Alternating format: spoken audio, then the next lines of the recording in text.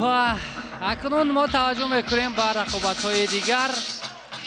داداخان قربانعلیف یکی از پهلوانان خوبی ما، پهلوانی که اصلا پهلوان مردمی است، میان مردم محبت زیاد دارد. مرادی جواد از جمهوری اسلامی ایران و با یک تک سبز نماینده تاجیکستان داداخان قربانعلیف. خب رقابت آغاز گردید. 5 دقیقه در اختیار دارم. 5 دقیقه که تلاش، مبارزه، کشمکشی و راه یافتن به مرحله 4 یک نهایی. خب متوجه میشویم که با مثل آن سالهای قبلی داداخان قربانعلیف آیا کسبیتی بالای خود را نشان میدهد یا نه. نمیگذارد به پهلوان ایرانی موقع را میکند.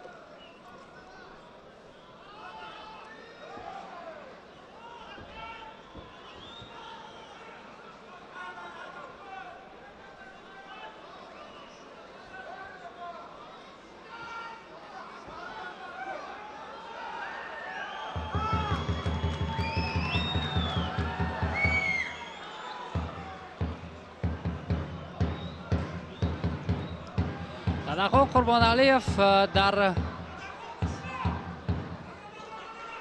گشتن کورش در سطح مسابقه های با نفوذ نرنمای شایسته دارد. در چمپیونات آسیای گشتنگیری هم عنوان قهرمانی را به دست آورده بود.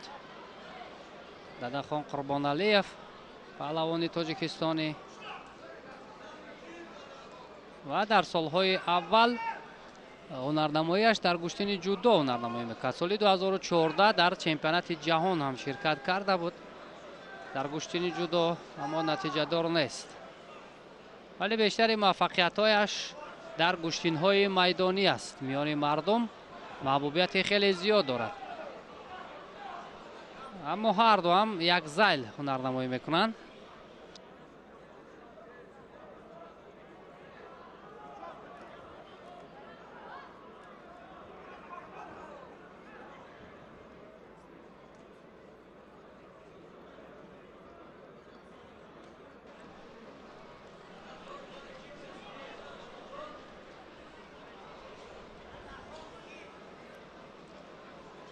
بیشتر از 2.5 دقیقه سپری شد، اما ما نتیجه رو نمیبینیم بجز آن کشمکشی که هر دو دارند.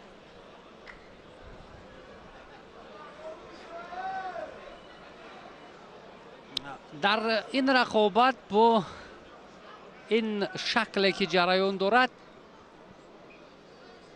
ما پرتاف رو شاید نبینیم، چون هر دو هم فاصله میگیرند، از یکدیگر نزدیک نمیشوند.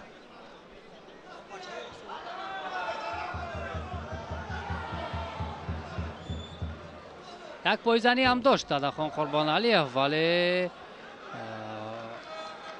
مرادی جواد هم تلاش کرد برای اصول با سر زانو نشستن، موفق نشد و رقابت ادامه میکند.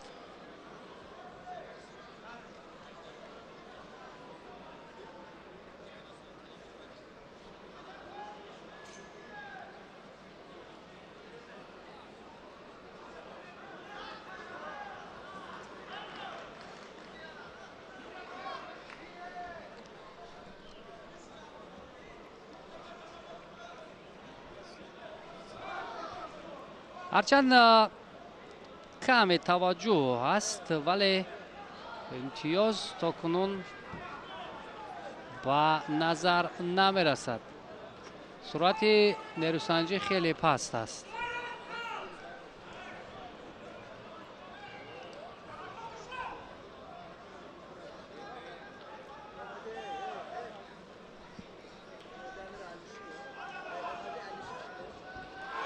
وای هلاکی درونه از جانب داداخان قربانعلیف، ولی به طور درکاری انجام نشد. وگرنه بسیار خوب موقع رو پیدا کرد در همین حالت.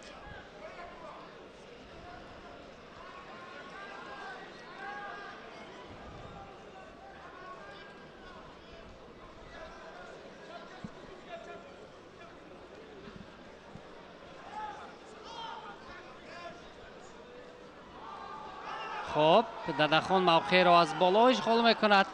از پس گریبان نزدیکتر باید کند حریف را برای پرتاب کردن، اما نه، داور رقابت را باز می‌دارد. فکر میکنم با پهلوان ایرانی اینجا آگاهی میدهد. بله، تکیه گذاشتن با پهلوان ایرانی اینجا آگاهی اول را داد. داور ثانیه کم باقی موندن تا انجام رقابت. یک حرکت دیگر کند دادخان قربانعلیев، حداقل امتیاز بدن را به دست بیارد. اما در ثانیه‌های پایانی پهلوان ایرانی فعالتر می شود و نزدیک بود که امتیاز بدن را گیرد.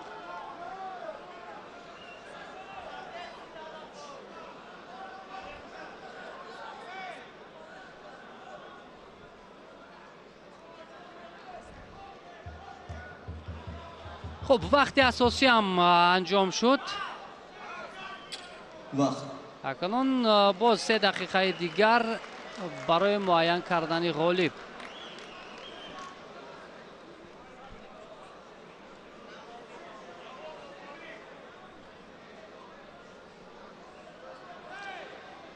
سه دقیقه حل کننده، 3 دقیقه الهوگی. نفری که اولین امتیاز میگیرد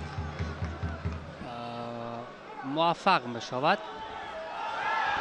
دادخان قربانعلیев فلوک درونه را نخست شده استفاده کرد، اما به نتیجه با دست راست از گریبانی حریف می دارد.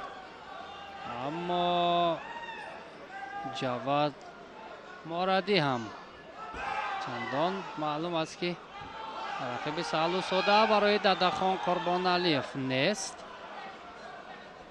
ولی تنها فشار میتواند که حتی با حریف دادخان تنبیه دهد داور. اگر فشار بیشتر شود از جانب پهلوان تاجیکستانی و از روی گلیم برآمد پهلوان ایرانی اگر تنبیه گیرد پس کار در اینجا به انجام خواهد رسید.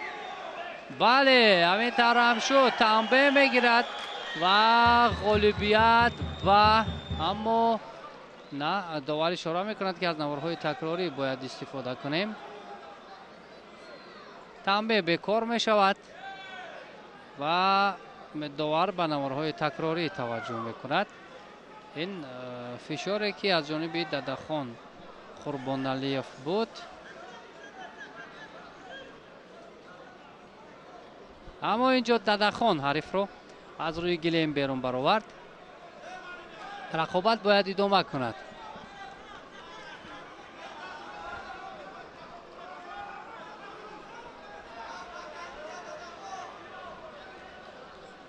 برحال می شود فشار آورده، فشار را بیشتر کنند.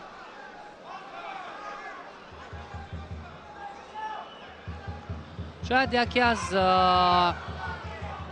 از ضعیفترین رقابت، یکی از رقابت بیرنگ و نور، انا همین رقابت به حساب رود، چون نه پرتافت است، نه تلاش است، نه امتیاز است و اکنون با سر زانو نشستن دادخان هم کمی امکان را به میان می آورد، ولی نه، خسته هم گردیده است پهلوان تاجیکستانی.